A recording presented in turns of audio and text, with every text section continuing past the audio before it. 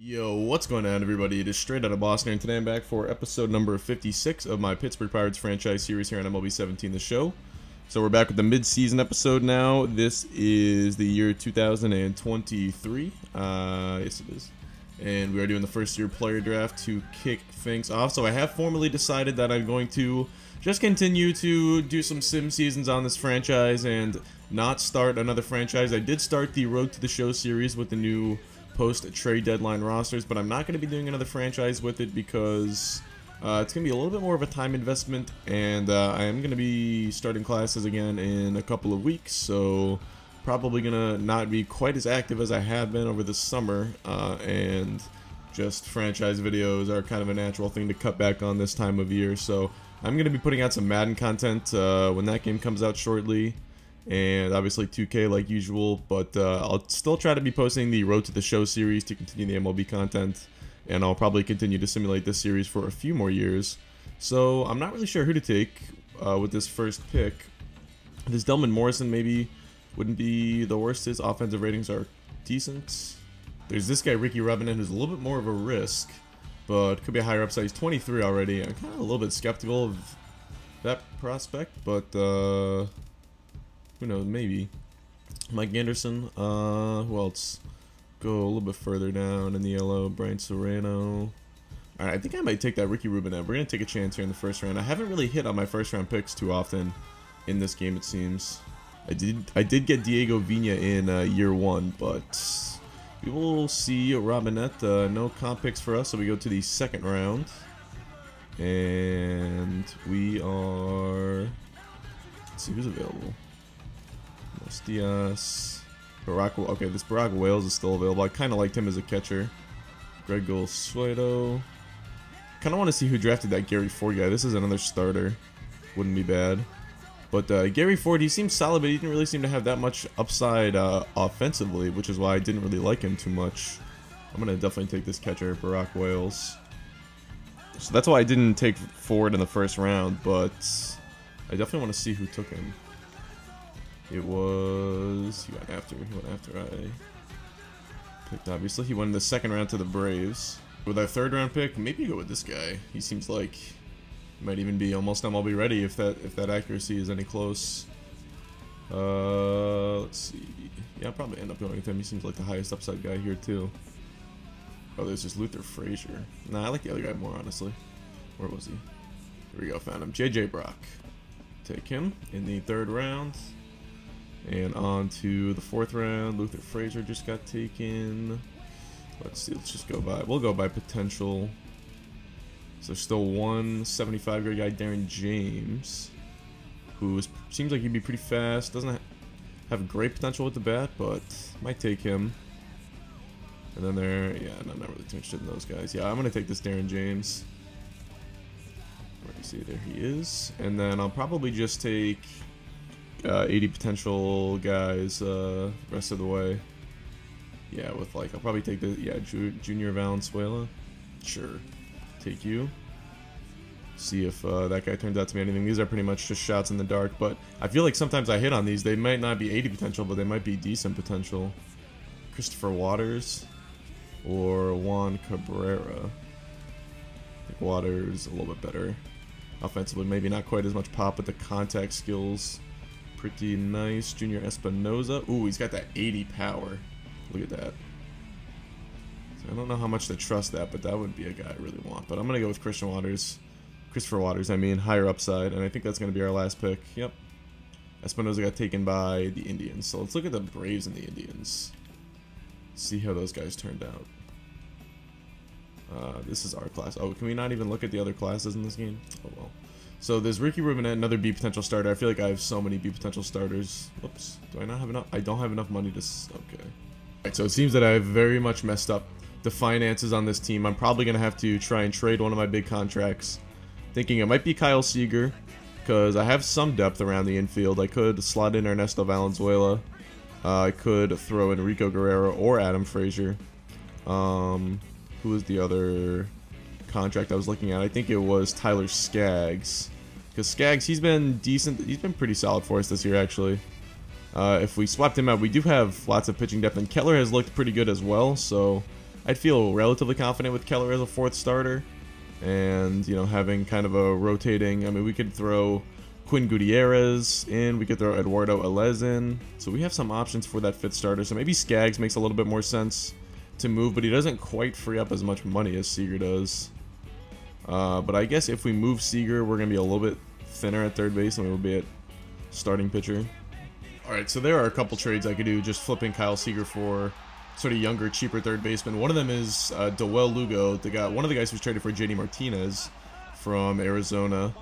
But he's still in Arizona in this franchise. You can see he's got pretty decent ratings, beat potential, and very pretty controllable. Only 4 years left of team control. And then the other guy I was looking at was from Minnesota, who's not quite as like high of a potential guy. Kind of seems like he's peaked probably at this 80 overall, but he's kind of got nice ratings. He's 25, so he's a little bit younger. The offense hasn't been great this year. It's a pretty small sample. It was pretty good last year. If you combine the last 2 years, it's about 550 at-bats, where he was, you know, he's been pretty good with the bat last 2 years, but this year it's been a struggle. I do see that his K rate's actually down this year, though, so could be just a small sample BABIP kind of thing, but I do sort of side with getting Lugo.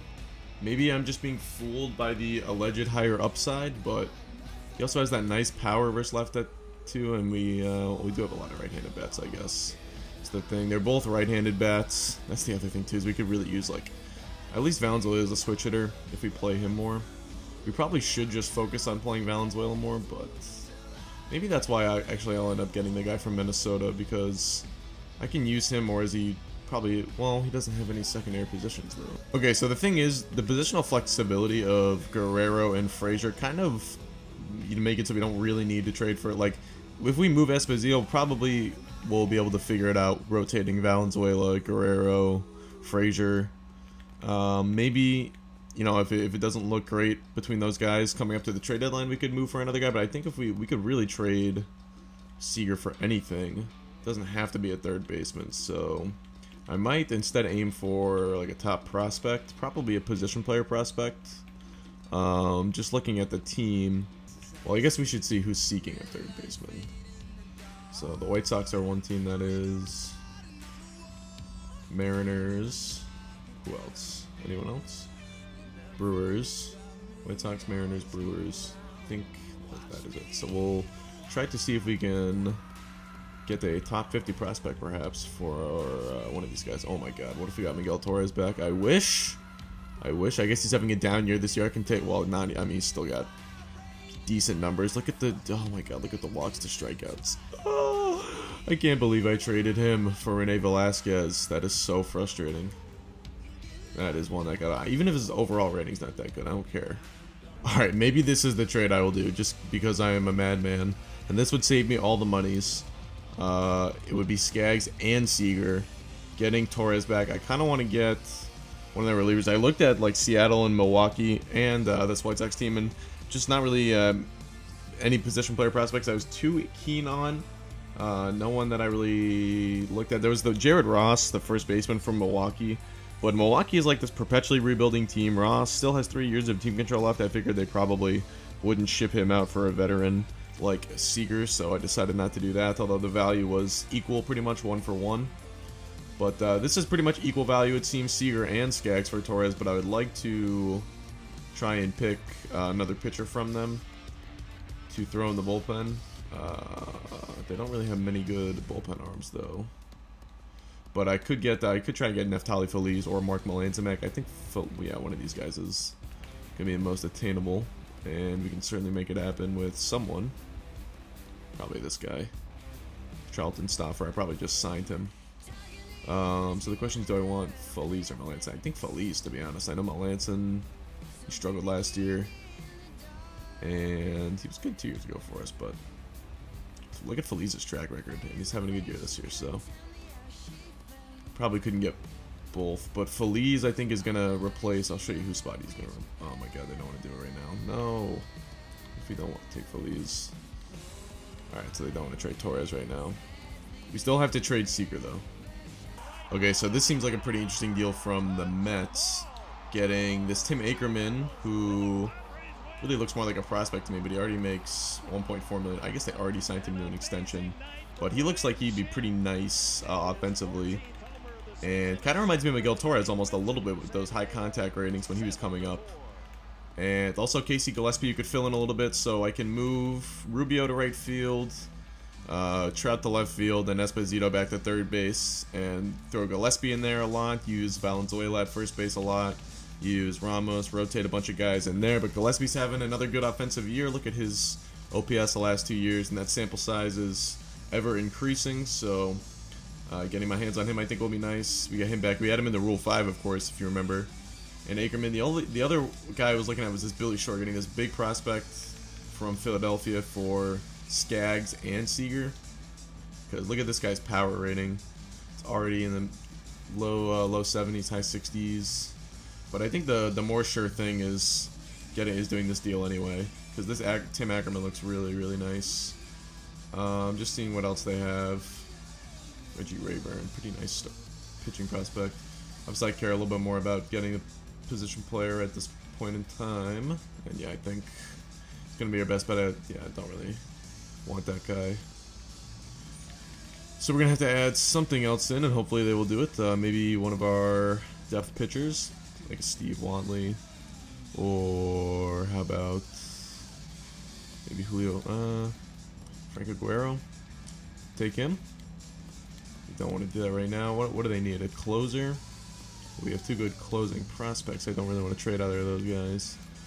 Try to trade them a different starter. Maybe we'll give them a decent prospect like Bautista. We have to really entice them. Maybe Wadley? Wadley's not going to entice them. What will entice them? Maybe Eduardo Elez. Maybe they just don't want to give up Ackerman. But would I do Elez to get Ackerman? Is the question. I don't know. Elez's hit per 9 is pretty high. He could be used out of that bullpen too, I think, instead of Richard Springer. What if you throw in Richard Springer? So I kind of want to get rid of him. He's been bad.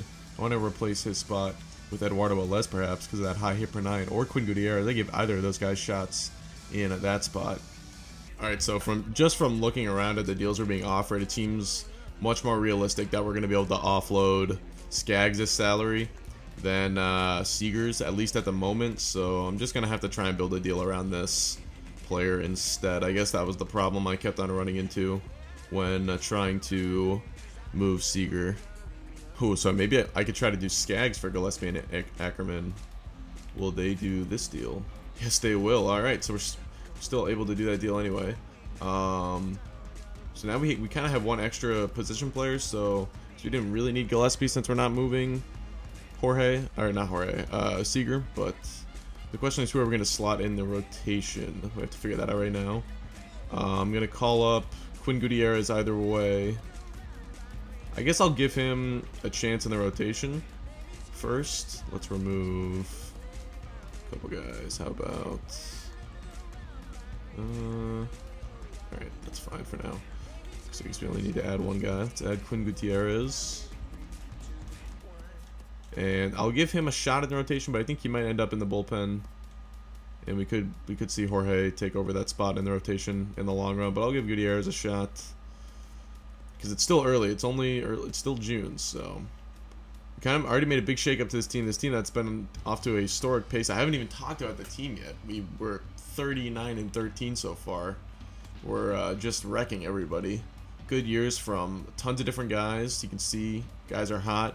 Boyce and Osuna haven't even pitched well, but Vieira's pitched well. Campos has pitched well. Seacrest has pitched pretty well. Springer hasn't pitched great, so that's the one spot I could be looking to move around. Alright, I'm going to have to make some moves on this part of the roster. Let's send Ackerman back down. Oh my god, we have to pass him through waivers. What? He was in I thought he was in AAA when we got him. What? Alright, well, alright, so getting back Gillespie kind of has made it tough to keep Seager on the roster now, so I think I am going to try and move him. I'm not going to be able to offload all of his salary, but I could take on more salary that I could just move in a later trade probably if I had to. So I just want to find, I could get a guy like Zach Britton. Just try to find the best offer, I guess, that helps the team. We could use another reliever or another starter now that we moved Skaggs. There's Miller. This is $10 million in salary. I kind of like the Britton deal a little bit more than that one. Let's see. This is not a bad one. Zanino and Kelly, but we don't need another catcher. Sanchez has gotten off to an historic start. I think he has like a 1200 OPS right now. Something ridiculous. I think he's at 3.6 WAR already. He's probably leading the league, but I haven't even looked at that. This is another interesting one, but I think if I'm going for an ace type reliever, this is probably the best deal I'm going to find. Although Britton has another year on his contract after this one, which I don't like. But Britton's salary is certainly more movable if I wanted to move. So if I throw in Richard Springer to this swap, I could potentially get another good prospect back. The Giants don't really have that many good prospects. Ooh, look at this guy's K per 9 though. I don't know if I should trust that versus the other ratings, but that's a really ridiculous K per 9. They had one other good. Well, this guy's not a bad pitching prospect either. Cole Reagans. Who's the other guy? Omar Calzado. It's kind of the opposite. He doesn't have the K per 9 rating, but he sort of has everything else on the come up. But this guy, he has 97 stamina. Maybe he turned into a reliever, but it feels like this would be the move. So maybe we throw in a little something else. Still have Bill Favre, who I haven't even used. He's a guy who's gotten by pretty much exclusively on the K per 9. So maybe Matt Reyes can be a better version of that. Let's trade, I guess, Roger Gaucho or Cromer. Doesn't matter. Let's see, will they do that? Yes, they will. Alright, so we free up a little bit more money, and we free up the roster crunch just a tad. So I think we have, probably going to have to send down Felix Jorge, which is okay. He hadn't been pitching that well anyway. And I want to give Gutierrez that shot in the rotation. So Britton is going to be used as the closer since Osuna has been struggling. My new strategy this year is to use somebody who I don't want to be used a lot as the setup man. A lot of people have been telling me this, and I'd certainly started to notice this as the years had gone on, but the game uses your middle relievers way more than the setup men when you simulate. So I'm just going to use Vieira, my Rule 5 pick, who has been pitching well this year, but I want to keep that in a sort of a small, don't want him to be used too much. Don't want him to get exposed at the Major League level. He's probably still a little bit, he's not really ready for that role yet, but he certainly could be. He's got good velocity, good K per 9. And then we have a good crop of relievers around him, I think. So the bullpen looks pretty good. See how Gutierrez does, but the rotation looks pretty good, and now the lineup is looking pretty good as well. So I'm going to be doing a bunch of positional changes right now. I'm going to move Rubio to right field and change his backup position to first base. I'm going to move Trout to left field. And his overall rating, it does go up to a 92. That's nice. I don't really know if that changes anything or actually affects anything. I'm going to leave Valenzuela at third base. I'm going to change Esposito also to third base and have his backup be second base shortstop. And we'll keep Valenzuela at third base because he's still going to be kind of a bench player, but I'm going to look to get him. I'm going to look to get a bunch of guys at that first base spot, really. But let's see. So we're going to have to change up the lineups based on the position changes. Maybe we should just do auto lineups. Like if we try to sim it, it's gonna, I think, bring it up. No, maybe not. Okay. Well, I kind of want to just do auto lineups. All right, so I've sorted out the lineups, and you can see it's pretty much the same thing each time. Marte, Lindor, Trout, Sanchez, Esposito, Gillespie, Vina, Rubio, and then pitcher or the DH. We have Guerrero DHing against the lefties, and against righties, Frazier's at third base, Esposito DHing. Guerrero's also got a better fielding rating than Esposito, so we'll do that. We'll DH Esposito when we get the chance. Now we are going to finally be able to sign our draft picks. Feels like we just made all of our trade deadline moves like right then and there, which I didn't mean to do, but I just sort of had to do. I didn't realize the finances had gotten that bad. But we finally take a look at our draft class. Not the best. This Ricky Robinette, not bad. Some of these players aren't terrible. This Darren James maybe could be a pinch runner guy. JJ Brock, not bad, 70 overall, decent contact, so he could be a bench guy. Barack Wales, yeah, I don't really see it with him. So not a great draft class, but that's okay.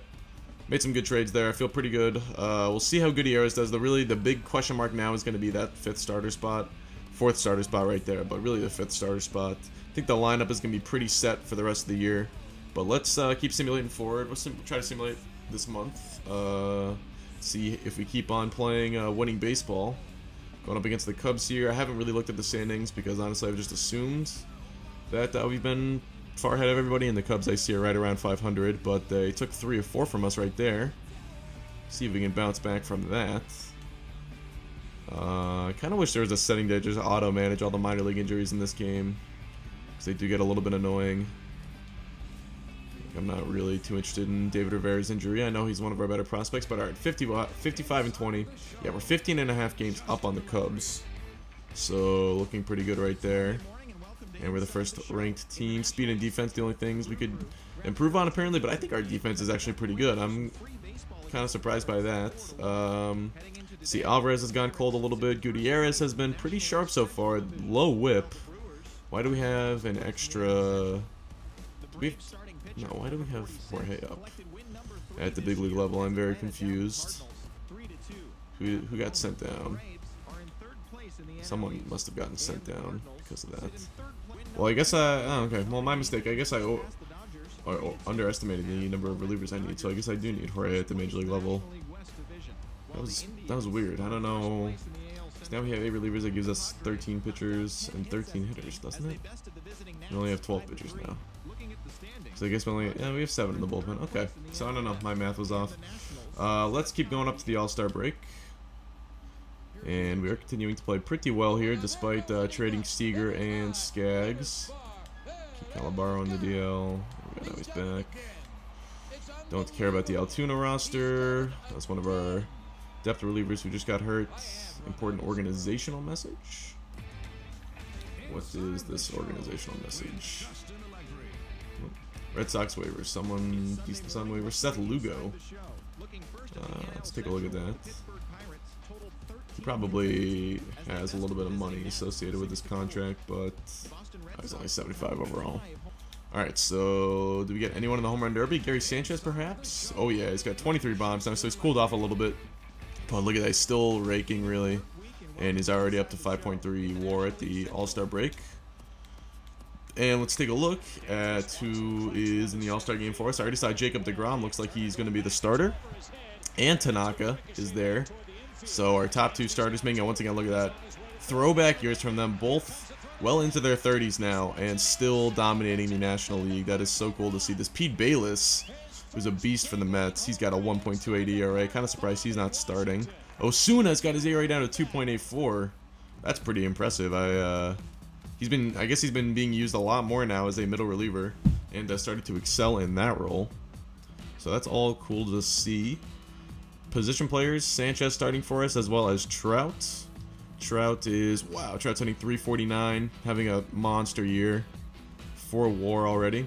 Not really, I guess his defense isn't quite as good as it used to be, so that's why, even though he's having the monster offensive season, I think the all-around metric like WAR, it's not going to be that much better than it was last year. I guess he had a monster season last year too, though. And it was only 8 WAR. I would think if he had that monster of a season, like typically Trout would be probably even higher with a WAR just because of his defense. But I guess his defense is probably tapered off a little bit. He's 31 now. Still very, very good, obviously. Kind of surprised by our lack of position players selected. Polanco's having a bounce back year. His second year with the Cubs. He kind of struggled last year. Marte made it. He's up to 296. OPS is up over 800. But I think those are our only position player representatives. So I think we had, what, 6 in total? Pretty good number. And the AL wins that game. Does not matter anymore, though. So let's go all the way up until this final series before the trade deadline against San Francisco. And we're continuing to not really have any problems. It's really just going to be about staying healthy the rest of the way. If we stay healthy, we are going to be the best team heading into the playoffs. We might set the wins record. I think our percentage is close to the all-time. I know the wins record is set by the Mariners, but the all-time win percentage in a season was the 1906 Cubs, who won, I think were 116 and 36 or something. They played like 10 less games than the Mariners, but they had the same number of wins or something. Something like that. I don't remember the exacts, but we are far and away the best team this year. I think, yeah, we have a little bit of a better record than the Dodgers have right now. And look at our run difference already plus 200. So let's just take a quick look at the team. Gutierrez still pitching pretty solid, and Keller has really solidified himself as that number 4 starter.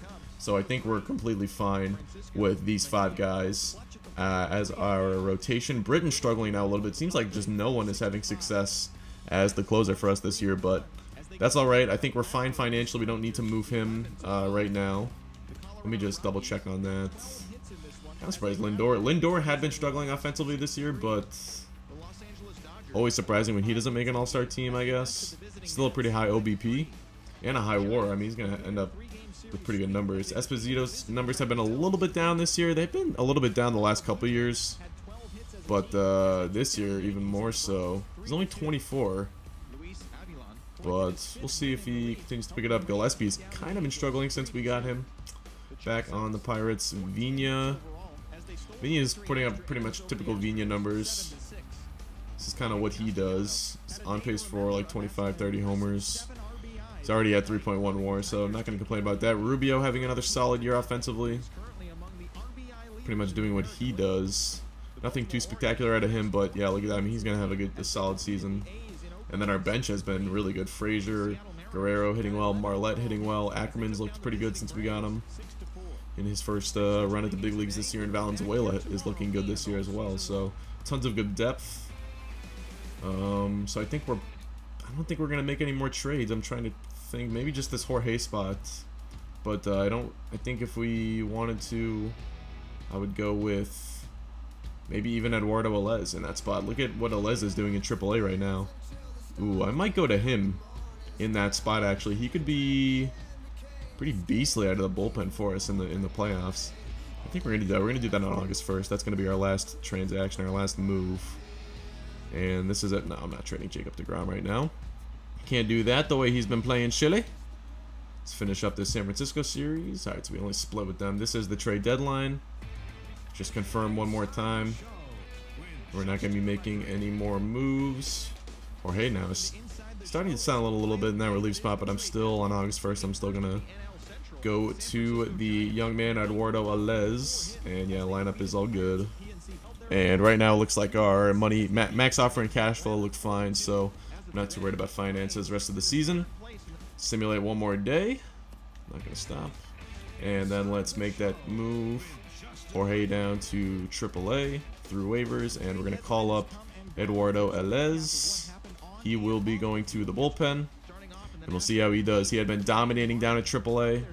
And we'll see if he can continue that in the majors. Maybe if he pitches well enough, he gets a shot at that starter spot. But the way Gutierrez has been going, probably going to stick with him. Look at that. It's up to 85 overall now. That is pretty impressive. So, all right, that is going to do it. Hope you guys did enjoy this episode. As always, let me know what you thought of the moves I made. Thanks for watching, and so I'm out. Peace.